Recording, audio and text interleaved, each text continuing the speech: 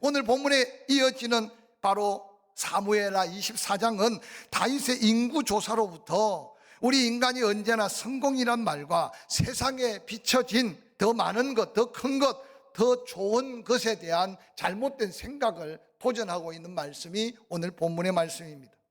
대부분 사람들은 세상적인 관점으로 좋은 것, 많은 것, 또한 풍성한 것, 그래서 어떤 성공의 개념을 세상의 가치로 두고 생각합니다. 그래서 숫자가 적으면 불안하고 가진 것이 없어지면 염려하고, 그리고 세상 속 관념 속에 실패라는 것에 두려움에 사로잡히 살 때가 얼마나 많은지 모릅니다. 그것이 믿음의 사람에게는 하나님 앞에 때로는 사명자나 받은 은혜 속의 감사를 잃어버리게 하는 죄악의 요소로 남을 수 있다는 사실까지 한번 생각해 보시기 바랍니다. 여호와 하나님께서 믿음의 조상으로 택하신 아브라함에게 약속하셨습니다. 하늘의 별, 바다의 모래. 그 약속은 하나님의 역사 속에 계속되는 약속입니다. 그런데 인간은 늘 그 전지전능하신 하나님의 능력을 바라보는 것이 아니라 어느 날 자기의 능력을 계산해 보고 자기가 가진 것, 쥐고 있는 것을 생각하다가 그 하나님의 놀라운 은혜를 스스로 포기하거나 놓치며 사는 경우가 얼마나 많은지 모릅니다.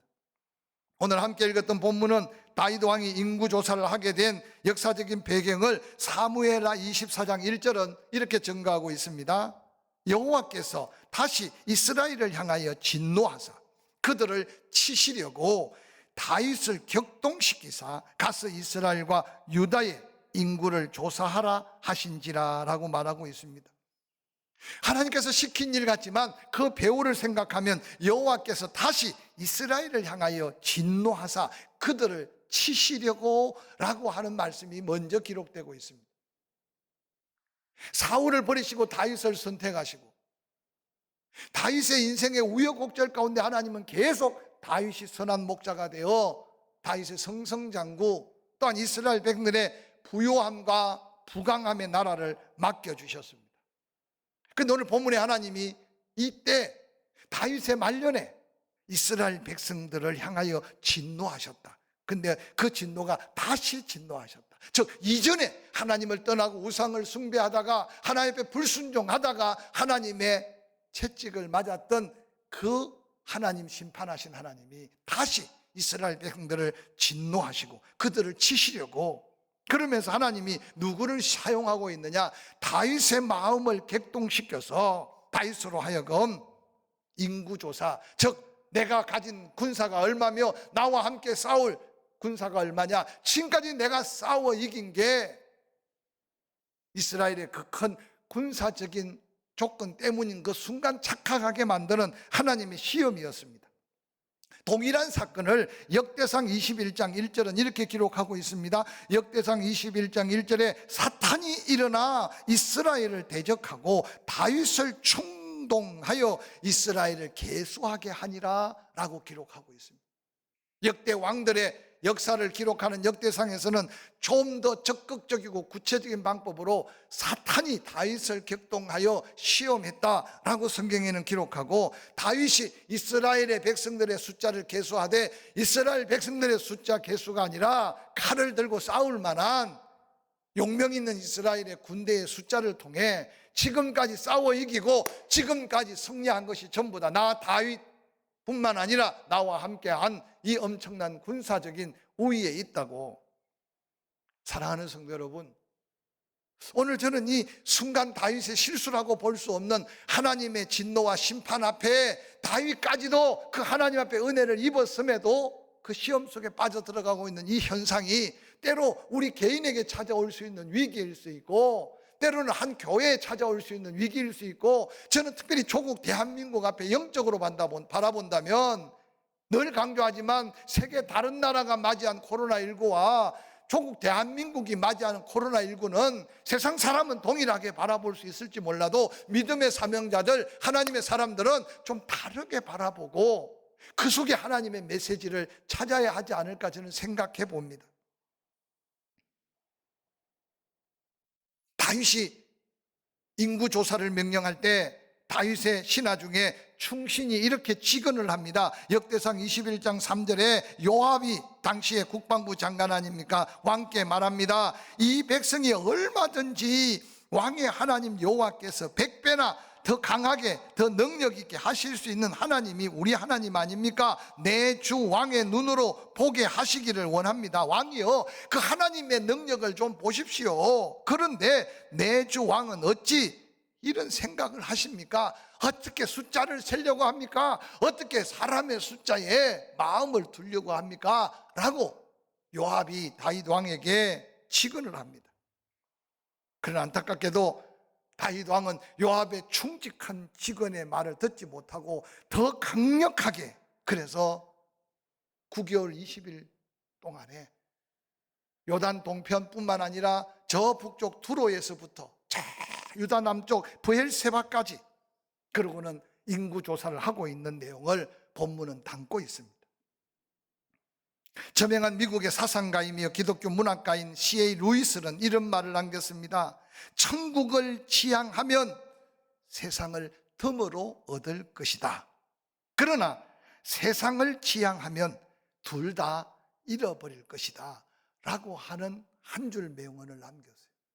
좀 더 쉽게 말하면 하늘에 소망을 두고 하나님의 기쁨이 되고 천국에 대한 놀라운 환상 속에 사는 사람은 이 세상이 또한 작은 하나님의 나라로 이 세상을 주의 복으로 덧누리고 살게 될 것이라는 거예요. 그러나 세상에 빠져서 세상의 가치관 속에 자기 인생을 거기 투자하면 세상도 잃어버릴 거고 천국은 더더욱 잃어버리게 될 것이라는 이 권면의 메시지가 오늘 세상의 가치관 속에 살아가는 우리들을 향해서 어떤 음성으로 들리는지 여러분 자신의 인생 철학을, 삶의 의미를 한번 되살려 보시기를 주의 이름으로 간절히 축원합니다.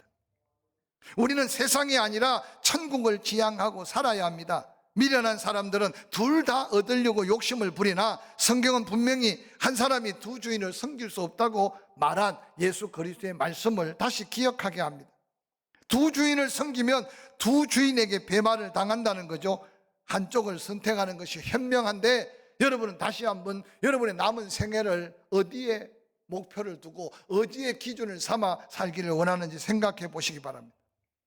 악인들이 성도들을 미워하는 것은 성도들의 약점 때문이 아니라 성도들의 거룩함 때문입니다. 우리가 구별되어 사는 것은 바로 악인들도 싫어합니다. 다윗의 뒤늦은 후회를 사무엘하 24장 10절은 이렇게 기록합니다. 다윗이 그 기간 숫자를 계산하고 그 숫자 계산된 보고를 받을 때 하나님이 뒤늦게 사랑하는 다윗의 마음을 감동한 것 같아요. 다윗이 백성을 조사한 후에 그의 마음에 자책하고 다윗이 여호와께 아뢰되 내가 이 일을 행함으로 큰 죄를 범하였나이다. 여호와야 이제 간구하옵나니 종의 죄를 사하여 주옵소서. 내가 심히 미련하게 행하였나이다 하니라라고 말합니다. 하나님이 격동하는 마음, 시험거리를 주셨을 때 다윗은 기도하지 않았던 것 같아요. 하나님이 왜 백성을 계수할 마음을 주셨는지 생각해 보지 않았는 것 같아요. 여러분이 세상을 살면서 쉬지 않고 기도한다는 말 가운데 내가 옳은 것 같고 바른 것 같지만, 옳은 것 같고 바른 것 같고 쉬운 일 같을지라도 때로는 우리가 기도하는 순서나 기도하는 기회를 놓치지 않을 때 우리는 똑같은 일을 하면서도 하나님의 마음을 헤아리고 똑같은 일을 하면서도 하나님의 영광이 될 수 있는 하나님의 뜻이 있고 하나님의 길이 있는 것을 발견하는 자가 지혜로운 믿음의 성도라는 사실을 다시 한번 기억하시기를 주의 이름으로 간절히 축원합니다. 뒤늦은 후에 조사를 한 후에 그의 마음에 자책하고 다윗이 여호와께 종이 죄를 지었습니다. 죄를 사하여 주옵소서. 근데 오늘 본문에는요, 하나님은 자비롭고 긍휼이 많으신 하나님이지만 다윗 한 사람이 문제가 아니었던 것 같아요. 지도자의 마음이 해이해지고 지도자의 마음이 안일해지고 지도자의 마음이 교만해질 때 놀랍게도 성성장구 이기고 또 이기는 다윗의 군대들도 동일하게 안일해지고 동일하게 교만해지고 동일하게 하나님의 은혜가 아니라 자신들의 힘과 능력으로 지금까지 되어진 줄 생각했기에 하나님은 택한 백성들을 그냥 두실 수가 없어서 그 백성을 진노하고 그 백성을 징계하신 하나님의 역사를 바라보시기를 바랍니다. 여호와 하나님의 은혜로 살아왔던, 조금 전까지 하나님의 은혜입니다, 감사와 영광을 돌리면서 그 영광을 돌렸던 다윗, 한순간 교만한 마음이 충신의 직원도 무시하고 숫자를 세고 나니 그때서야 다윗의 마음속에 이게 아니구나. 사무엘하 24장 9절은 이렇게 기록합니다. 왕이 그렇게도 보고 싶고 듣고 싶어 했던 숫자 노릇 요압이 백성의 수를 왕께 보고합니다. 이스라엘에서 칼을 빼는 담대한 자가 80만입니다. 유다 사람이 50만 명입니다. 저는 요압이 이 보고를 하면서, 왕이여 속이 시원합니까? 왕이여 당신의 기대에 찹니까? 오늘 우리가 끊임없이 인간적인 생각으로 계산하고 인간적인 방법으로 무언가를 도전하고, 그런데 감격이 없고 감사가 없고 만족이 없을 때 조심하시기 바랍니다. 우리는 어차피 하나님의 은혜로 살아야 될 하나님 백성 성도라면 끊임없이 세상 가치와 하나님의 놀라운 뜻 앞에서 믿음의 도전이 없다면 우리는 더한 하나님의 은혜를 떠나서 받은 은혜에 대한 하나님의 계산, 분명한 하나님의 진노하심이 따른다는 사실을 잊지 않으시기를 주의 이름으로 간절히 축원합니다. 회개하는 다윗에게 하나님은 징계합니다. 본문 사무엘하 24장 11절 이후에 그렇게 기록합니다. 다윗이 아침에 일어날 때 여호와의 말씀이 다윗의 선견자 된 선지자 갓에게 임하여 이르시되, 가서 다윗에게 말하기를 여호와께서 이같이 말하시기를 내가 내게 세 가지를 보이노니 너를 위하여 너는 그 중에 하나를 택하라. 내가 그것을 내게 행하리라 하셨다라. 13절 갓이 다윗에게 이르러 아뢰되 이르되 왕의 땅에 7년 기근이 있을 것이니까, 혹은 왕의 원수에게 쫓겨 석 달 동안 그들 앞에서 도망하실 것이니까, 혹은 왕의 땅에 사흘 동안 전염병이 있을 것이니까 왕은 생각해보고 나를 보내신 이에게 무엇으로 대답하게 하소서 하는지라라고 기록합니다. 저는 이 말씀을 묵상하면서요, 지도자 한 사람 때문만도 아니지만 이스라엘 백성들의 교만함과 완악함이 오늘 이 땅에 사는 우리의 심령의 상태, 오늘 이 땅에 있는 교회의 모습이라고 말한다고 해서 누가 거기에 태클을 걸 수 있겠어요? 저 자신도 어느 날 안일해지고 어느 날 교만해지고, 저는 이 말씀을 준비하면서 다시 한번 우리 자신을 돌아보고, 때로는 우리에게 주어지는 여러 가지 환경적 하나님의 징계적 말씀은 아닐지라도 힘든 그 자리에서 다시 한번 하나님의 마음을 헤아리고 하나님의 뜻을 찾아서 이때가 하늘로부터 임하는 신령한 은혜를 입을 때임을 함께 생각하는 기회가 되었으면 좋겠습니다.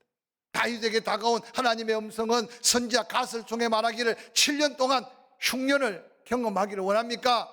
석 달 동안 당신이 원수들에게 쫓겨다니는 것이 무엇을 원합니까? 다윗은 이미 그 아들에게 쫓겨다니는 비극을 체험해 봤어요. 아니면 사흘 동안 전염병이 놔두는 걸 원합니까? 다윗은 고민 끝에 뭐라고 말합니까? 7년 6년도 너무 두렵고 석 달 동안 쫓겨다니는 것도 너무 어려워요. 그런데 사흘 동안 하나님이 직접 징계하신 하나님의 그 손을 의지하면서 하나님께 더한 은혜를 구해봐야겠다. 그래서 사무엘하 24장 14절에 다윗은 이것을 선택합니다. 다윗이 갓에게 이르되 내가 고통 중에 있도다. 청하건대 여호와께서는 긍휼하심이 크시니 우리가 여호와의 손에 붙들려서, 여호와께서 때리시면 고치시고 여호와께서 치시고 난 다음 싸매실 하나님을 내가 기억하니 하나님의 손에 내 모든 걸 맡기기를 원한다. 그러면서 15절 이에 여호와께서 그 아침부터 정하신 때까지 전염병을 이스라엘에게 내리시니 다안에서부터 브엘세바까지 백성들이 죽어가는데 7만 명이나 사흘 동안에 죽어가기 시작합니다. 요즘 코로나 전국 때문에 정치적으로 해석하는 분도 많지만, 백성을 사랑하는 코로나 방역 단체에서 한 명도 확진자가 없고 한 명도 안 죽기를 바라는 게 그들의 목표 아니겠습니까? 그래도 다른 나라와 비해서 우리는 성공적으로 대처하고 있는 것이 정말 우리 민족들이 지금 얼마나 많은 희생과 또한 개인의 방역을 통해서 얼마나 많은 절제와 얼마나 많은 희생의 값을 지불하는지 몰라요. 그런데도 곳곳에서 지금 불평, 불만이 쏟아지고 있는 것은 조금 더 한 사람 한 사람, 한 직종 한 직종, 때로는 여러 가지 상황을 살펴서 조금만 덜 섭섭하고 조금만 덜 힘들게 하면 좋을 텐데, 어떤 때는 그냥 책상에 앉아서 선을 긋듯이 너무 쉽게 결정하고 너무 쉽게 판단하고 있지 않는가 하는 것들이 때로는 수고하는 백성들의 마음에 상처가 되고 있는 현실이에요. 그래서 특별히 교회 예배 때문에 조금 더 사명 있는 사람이 앞장서서 예배를 지키려고 몸부림칩니다. 또한 방역을 함께 섬겨가면서 기도하면서 조심조심 예배하고 있는 목회자들도 동일한 하나님 앞에 그 거룩함이 부담으로 없는 목자가, 부담으로 없는 성도가 어디 있겠어요.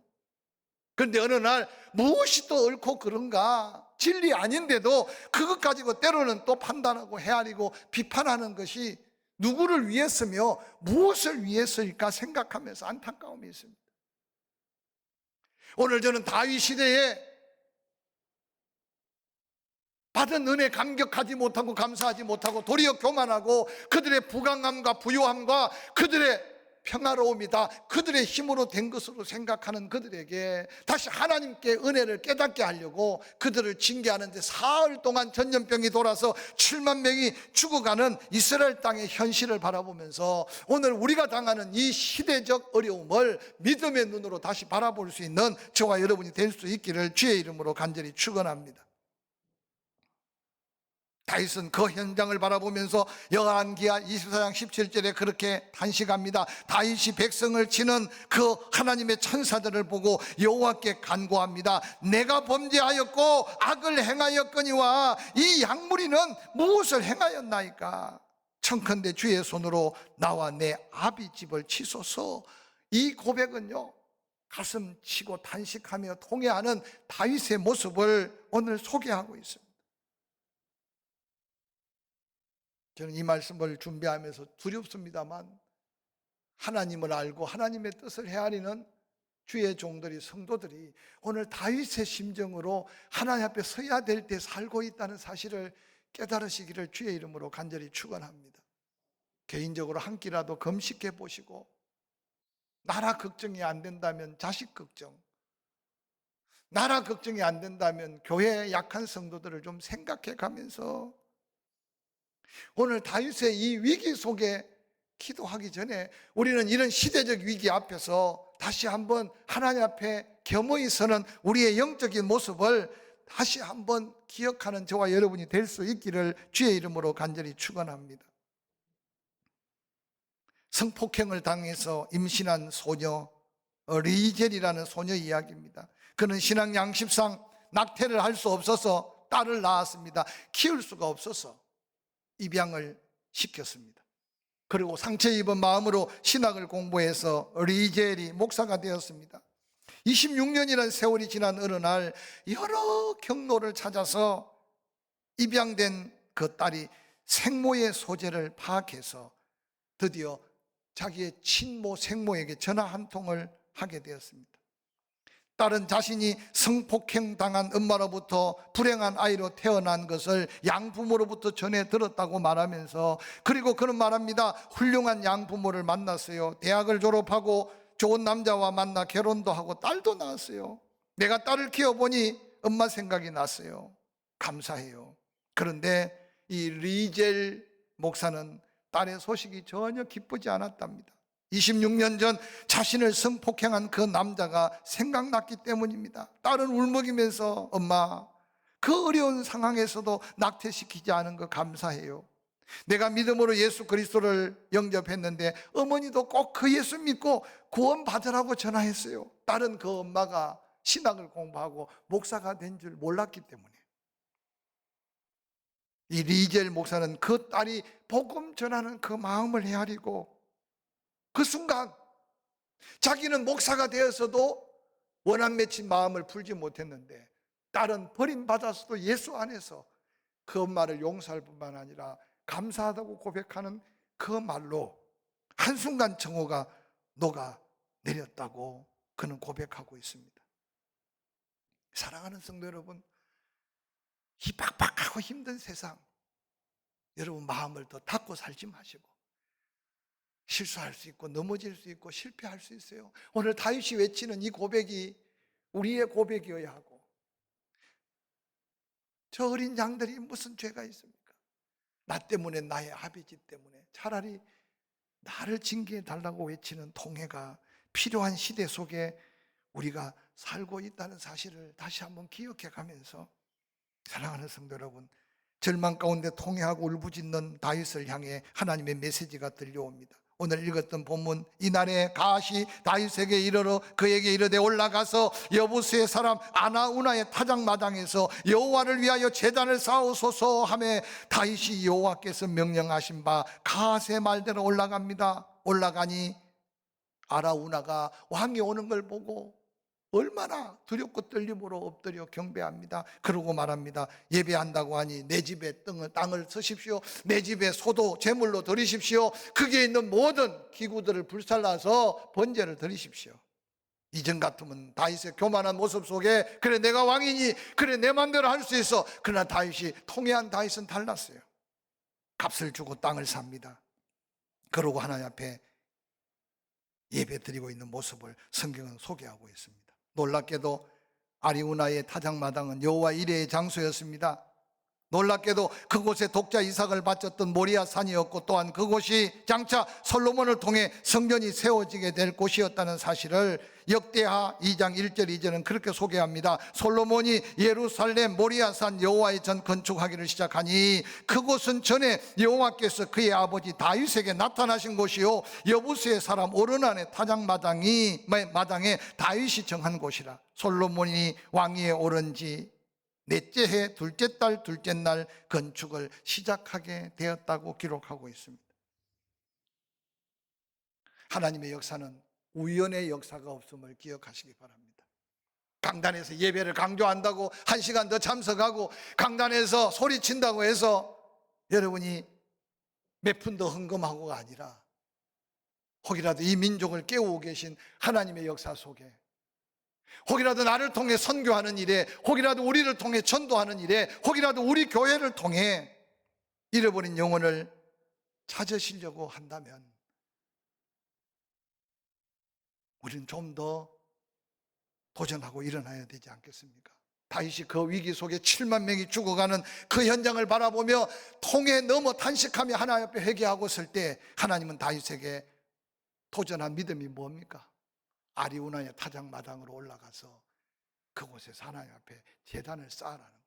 여러분, 새벽에 잠시 일어난 그 시간이 그 장소가 되고, 주일날 힘들고 어렵게 시간을 구별하고 물질을 구별하여 드리는 주일의 귀한 예배가 오늘 다윗이 다시 일어날 수 있었던, 아니 재앙이 거치고 하나님의 놀라운 은혜와 위로가 넘쳤던 그 장소가 될 수 있기 위해 우리의 삶을 다시 한번 재조정해서 기다리는 하나님 앞에 당당히 서는 저와 여러분이 될 수 있기를 주의 이름으로 간절히 축원합니다.